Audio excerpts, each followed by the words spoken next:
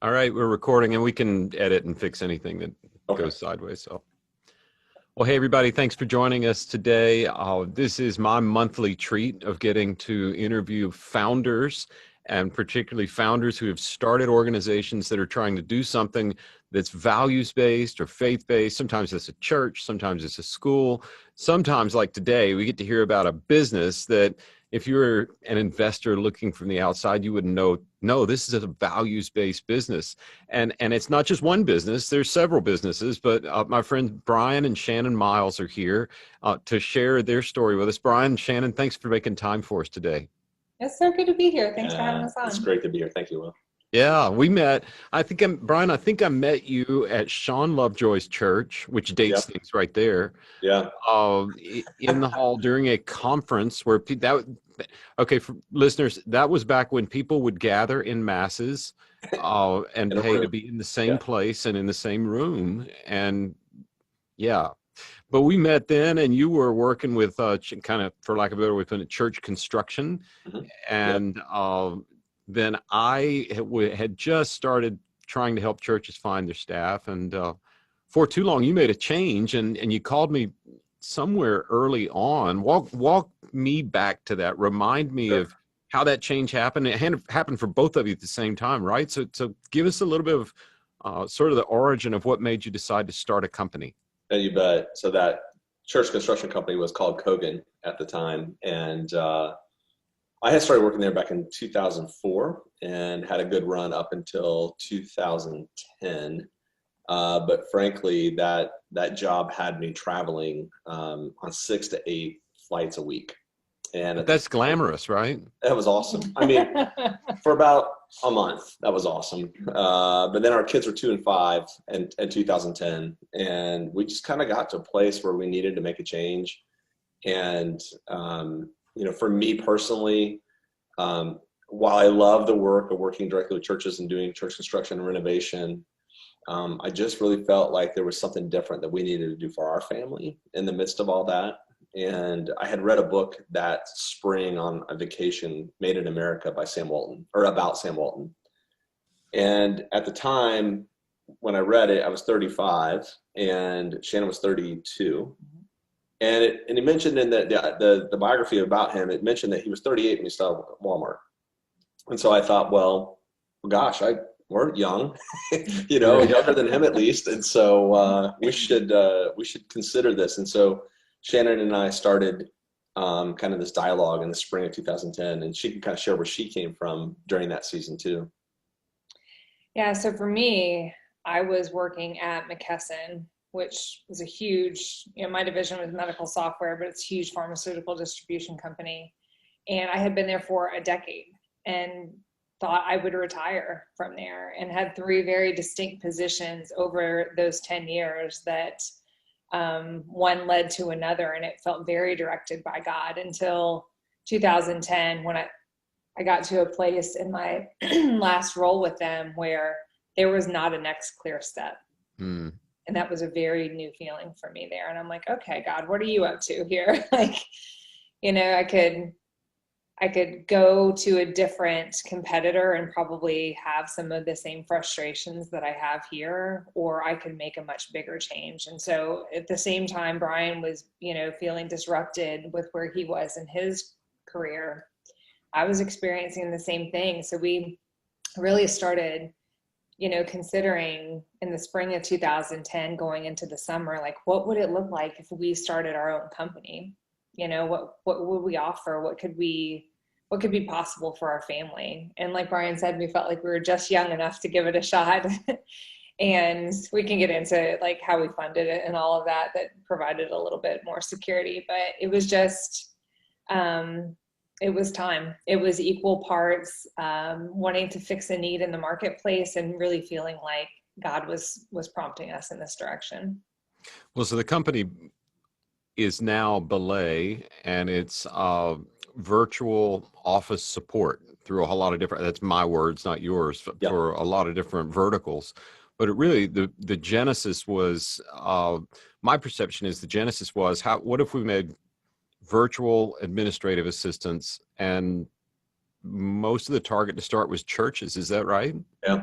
Yeah. So, I mean, being born out of the industry that, you know, it kind of emerged out of for me. And obviously I had a ton of contacts and, you know, in church world, as you know, I mean, if you can get people to say nice things about you, it does spread quick, and churches do use social media quite well. And we did that early on, and we're incredibly grateful for that. I think, you know, for us, when I had read the book, 4-Hour Workweek, and that really kind of, we looked around to see if there are any other kind of domestic solutions around at the time for a virtual assistant. And I'm like, well, I feel like pastors could use this. Pastors are always like struggling with administrative, or they inherit a secretary or whatever. And we thought, well, there's got to be a consideration for this. So we spent a good while, months, doing due diligence in 2010, like looking at this and saying, is this viable? Is there something really to this? And then when we did launch at the end of 2010, a month after that, we launched bookkeeping services too, because it's a different person, it's a different skill set, but their churches especially needed that as well. So we kind of went to market within a month of each other with a virtual assistant service and a bookkeeping service. And it turned out churches needed it. And we stayed focused on that for 9 months or thereabouts, until a guy named Michael Hyatt gave us our Oprah moment. And he tweeted about us because he signed a contract with us. And there's no exaggeration when I say this. We had probably within minutes about 100 sales leads in my inbox from that tweet. And it was everything that wasn't a church. Like, I mean, his influence obviously impacted the church, but it also impacted a lot of folks outside of it too. And that was the day we're like, well, should we be looking at working with people outside of church? But that was, and then every time he was just gracious and kind with his influence. And in the early days, it was significant, and we'll never lose sight of that. Wow.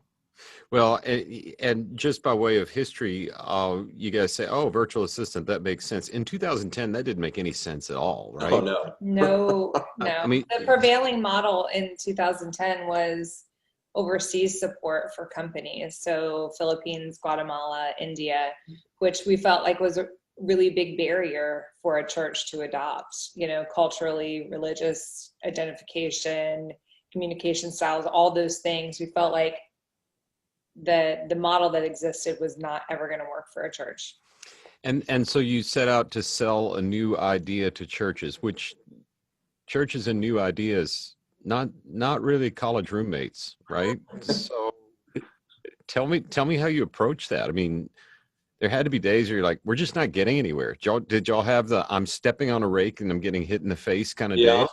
We did. And you could kind of tell how the conversation was going to go based on their early questions. Like, I did sales for 18 months for our company in the early days, and I could just kind of tell when a prospect was going to say yes or no based on their first set of questions. But what was true is they still had a need, whether they were going to fulfill it with us, but they had to be willing to try something at the time that was pretty new. They were the bleeding adopter, if you will, of this. And now today, I mean, no one even questions working from home anymore. Like, for our business, COVID completely, like, fully validated our business through this experience. But in the early days, there was a lot of, objections, or like, how's this work? And, but what was interesting is the bookkeeper, it made more sense to prospects, just because, it's a bookkeeper and somehow they've already worked remote or whatever. But it was a challenge. And that was true outside of church. I mean, we talked to consultants and attorneys and physicians, and they'd all be like, okay, like, really, how does this work? And it took a while to kind of get there, but now we're in an entirely different stage with our business with that. Well, in 2010, there wasn't even Zoom. I think it was 2000. No, there wasn't. We used GoToMeeting. Yeah, which is still bad. So it was expensive and unreliable, so we were very happy when Zoom came to market. We tried them all. Yeah. Well, so let's walk through some iterations of things. It's one thing to start a business that you love doing the business itself. It's a whole nother path that you all have taken. So let's start with, you started with essentially nothing. I mean, I know you probably had some funds of your own that you use, but Yep. you guys didn't take investor cash. You didn't, right? I mean, it was just, let's do this on our own. So from our former employers, we had about $160,000 in our 401k funds. And when we decided that we were going to leave those companies, gave notice on the same day, we cashed in those 401ks and used that money as our startup capital. So we knew. So after the tax penalties, you had about $44. Yeah, pretty much. Yeah, pretty much. I mean, it was, but we had some wealthy friends in some places we could have asked, but we just wanted to do it on our own. We didn't want to dilute. We just wanted to see if we could do this. And it was our own money, so that we felt like, well, if we lost that, we could go back, and find a new career or whatever it might be. And when you take on funding, you take on other people's opinions and ideas and direction for your company. And we felt like this was enough of an experiment that we wanted to be, free to try it on our own and change things that didn't work. Like, we didn't mention this in the origin story, but another service that we went to market with in the beginning was virtual executive pastors. Mm-hmm. And it was a great idea that nobody wanted to buy. So, we wanted the ability to say, okay, well, this isn't working, so we're going to can this, and it just be, up to he and I to decide. Well, it's been one of the liberties we've had owning our own thing with no investors is sometimes you want to make a move that feels right but looks dumb on paper, and investors might say no way, but the a good gut is the best business tool there is, and it doesn't always play out on paper. So entrepreneurs, you're right. Yeah. So now, okay, you started and you're doing sales, and Shannon's making sure that things happen. And now talk to me about, give me the after picture, at least the current after picture of head count, and how many people do you have, how many people you're serving, kind of that whole snapshot. So people can say, oh, they started this little thing and now they've got 4 or 5 churches working. No, it's actually a little different than that. Yeah, today our business looks obviously like what I would consider a medium-sized corporation.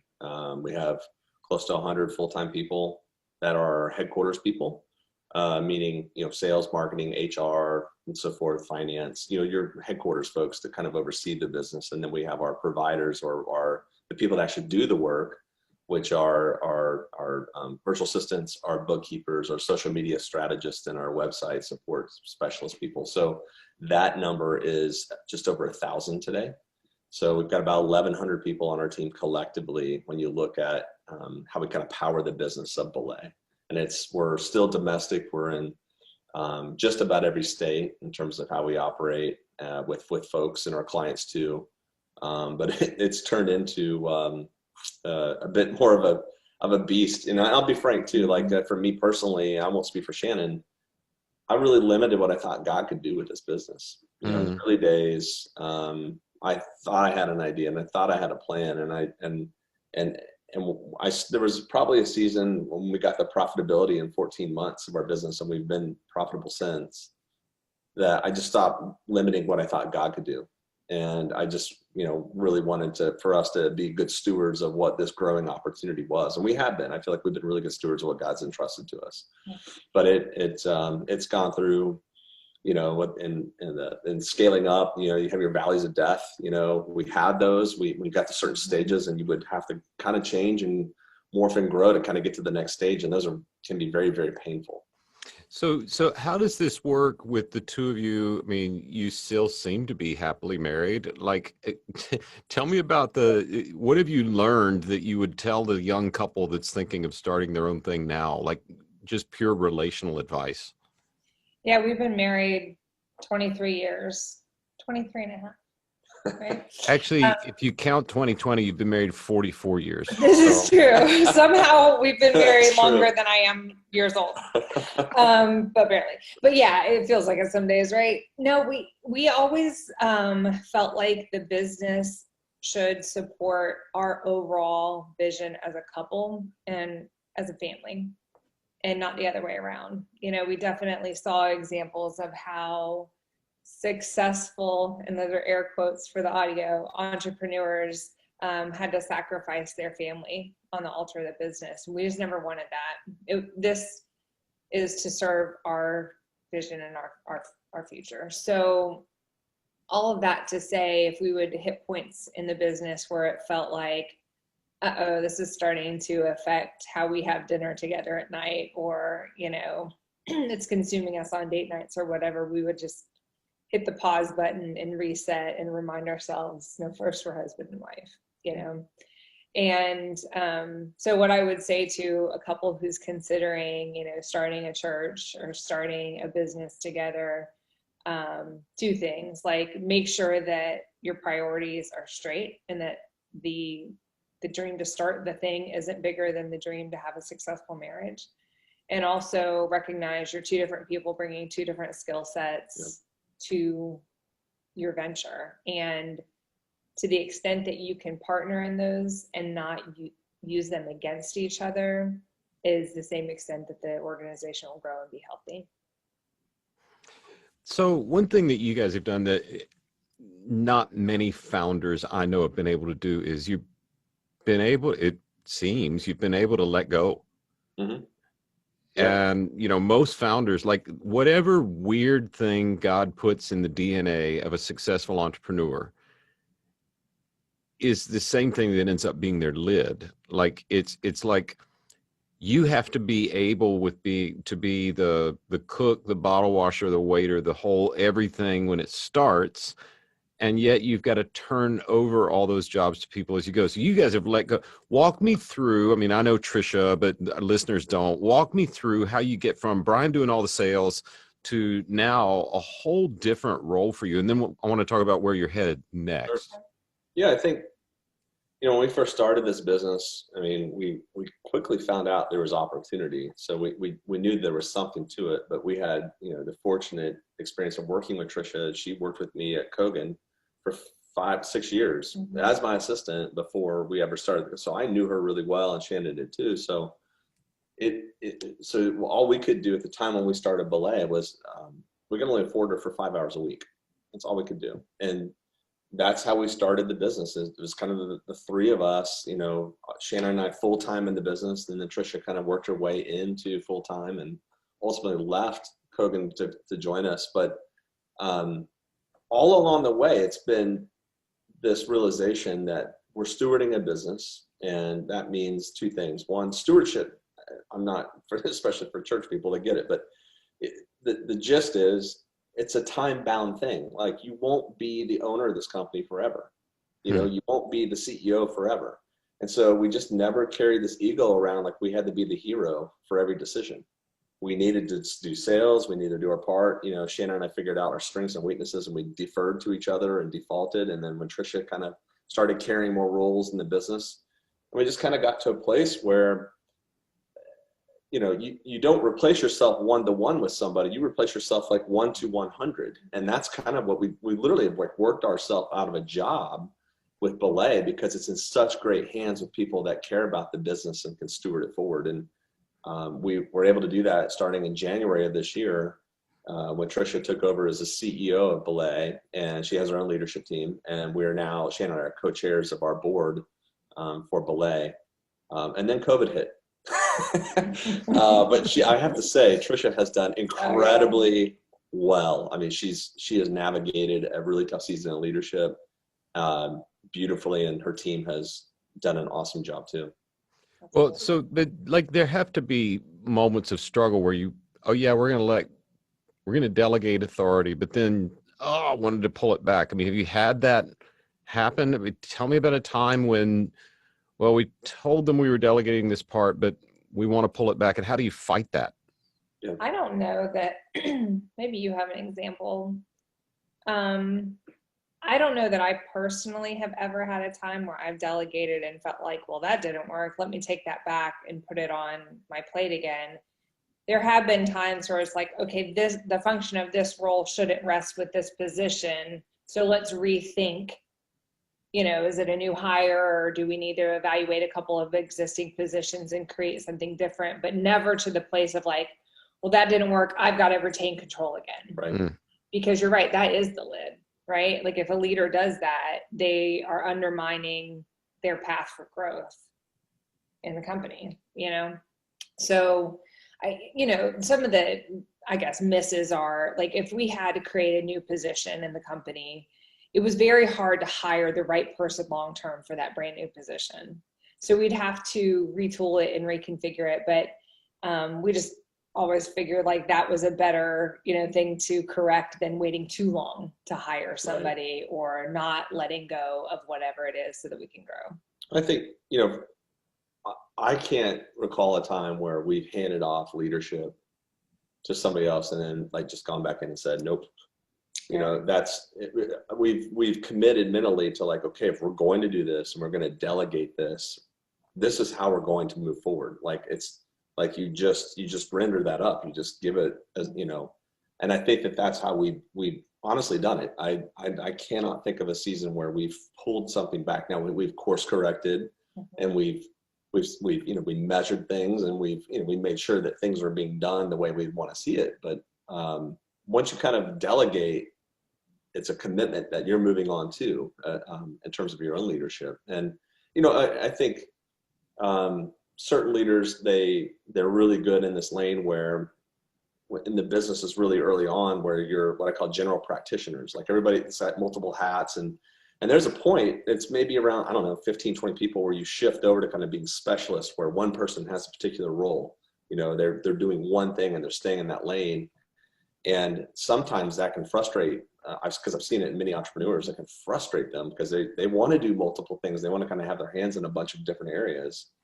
But for us, we've just said, hey, the fastest way we can scale this is to replace ourselves in parts, stop doing sales and stop doing project management and start, elevating the business with your own leadership. And that's how we've done it. It's, I don't know if it's the way to do it, but it certainly worked for us. Yeah.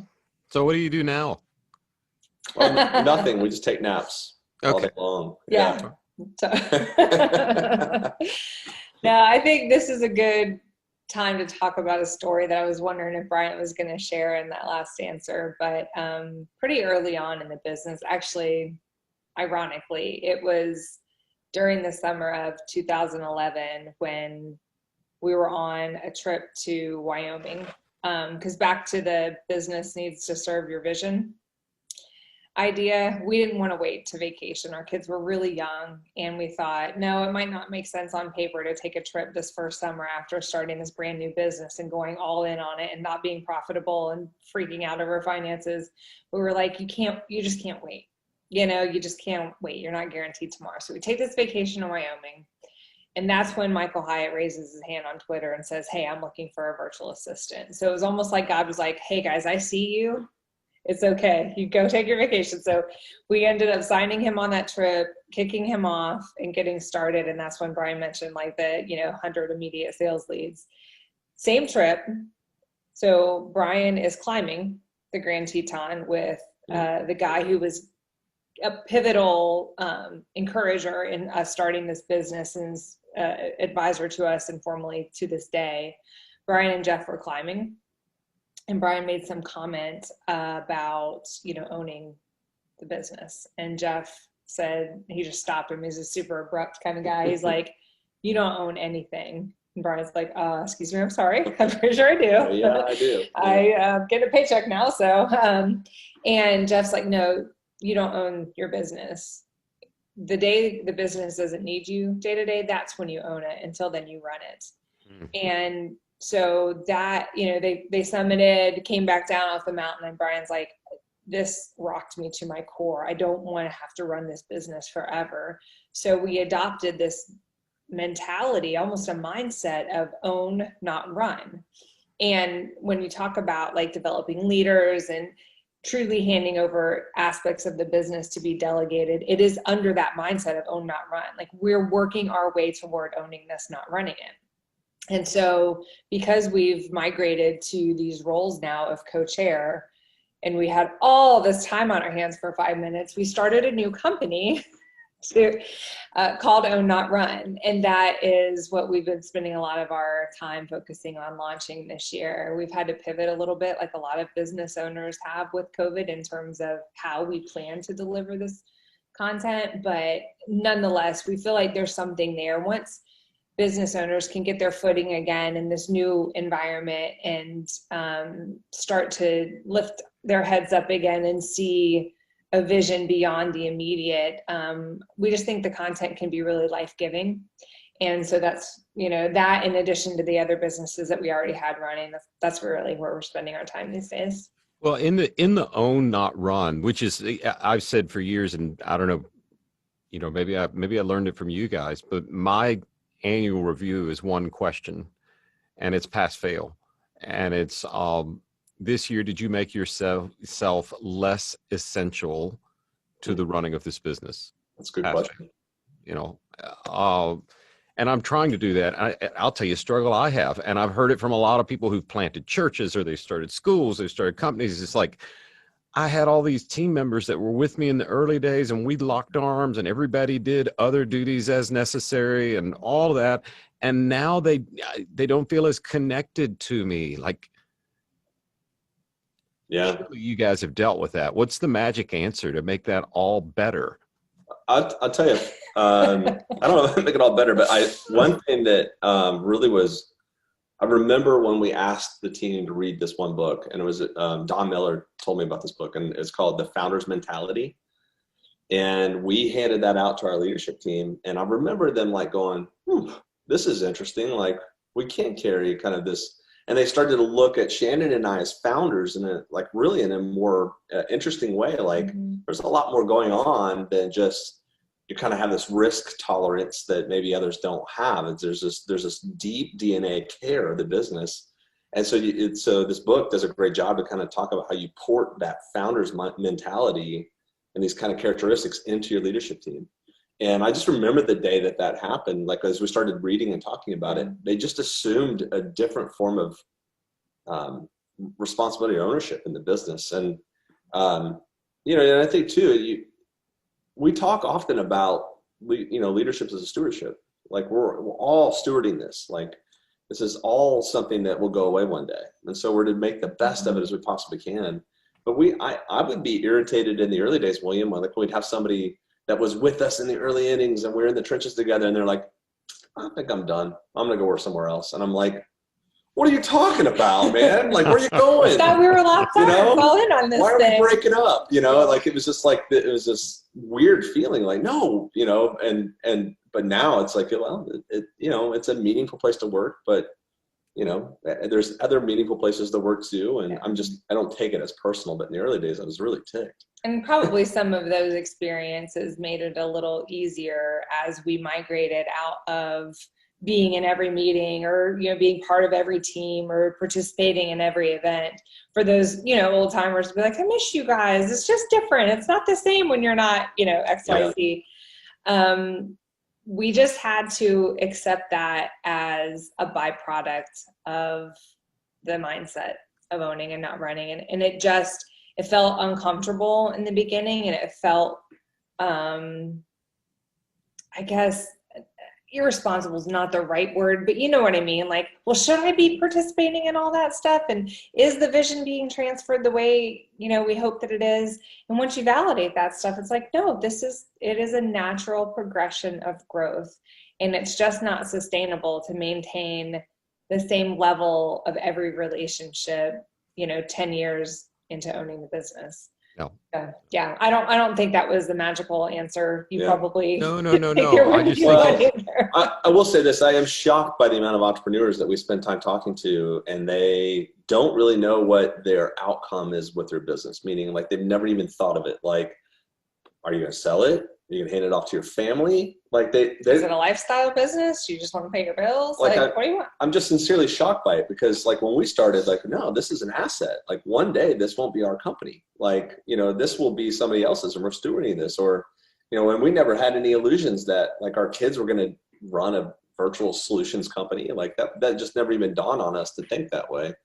So I think there was also this element of kind of like beginning with the end in mind. And like Shannon said earlier, like our business isn't all of us. Like we're aiming at a really great marriage, and we're pointing at a vision like in our 70s and 80s on the beach, not a singular entity or business that, is, it's a great business, but that's not the whole reason why we exist.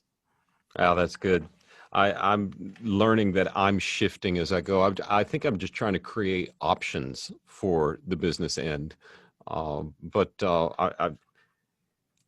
remembering Tony Robbins talking about three kinds of CEOs he sees: the CEO artist, who really loves doing the craft of whatever the business is. Maybe it's the pastor that really loves the preaching every week or what have you.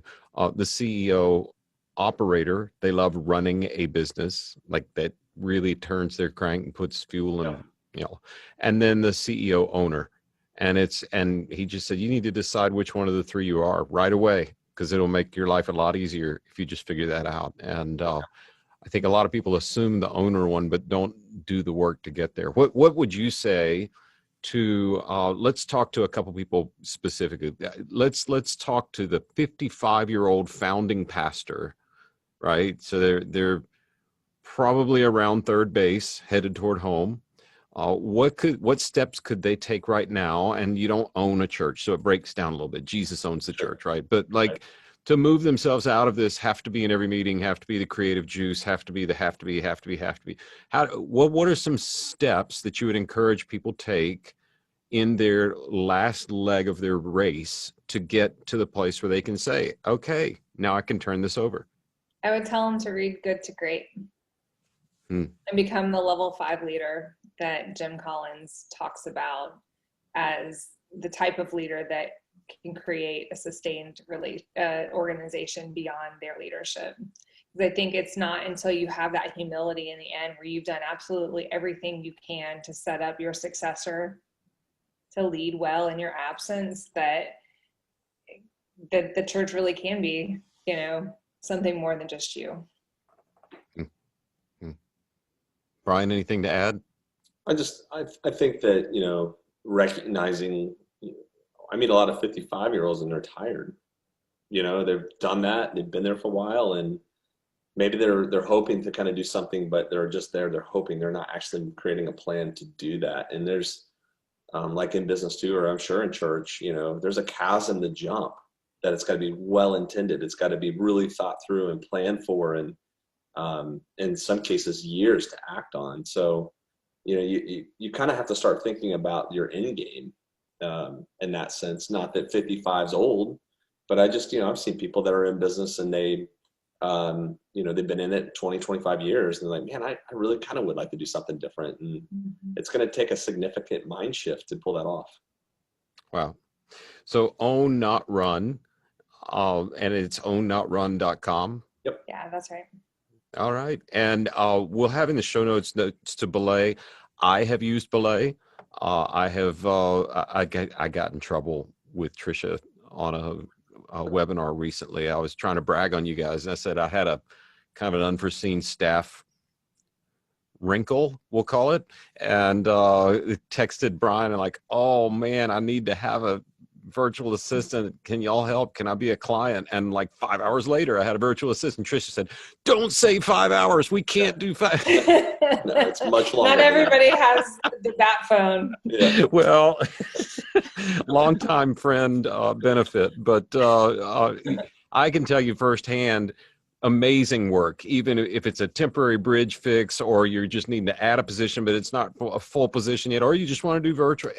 I am a big believer, and we are constantly pushing people toward Belay. We'll send out in the show notes links to Belay, and you can read about financial bookkeeping, you read about virtual assistants and all the things they're doing. I would highly encourage you, if you're a founder of anything, to get in touch with Own, Not Run. And that doesn't matter if it's a church or a school or whatever. There is an end game. And as John Maxwell, who you all know as well, he mentored me when I was a young guy, and I said, what should I be doing right now? And he said, smart young leaders spend their early years creating options for their later years. And so get in touch with Own, Not Run, and create some options for your later years. And Bryan and Shannon, thank you so much for taking time to join me today. I know it's a busy time for you, and you've got to get back to napping, I guess. Well, we're grateful. We've always appreciated the partnership, of course, the friendship too, but the partnership between our organizations and fulfilling, needs for the church and other industries too. So yeah, thank you for the opportunity. Yeah, we appreciate it. Thanks. God bless you. And if you're listening and you're like, how do I get this show notes? Just go to vandercast.com. We'll sign you up and we'll keep from beating up your inbox with other stuff. Look forward to visiting with you again next month on how God built this. And until then, keep asking the question, God, what do you want me to build? Take care.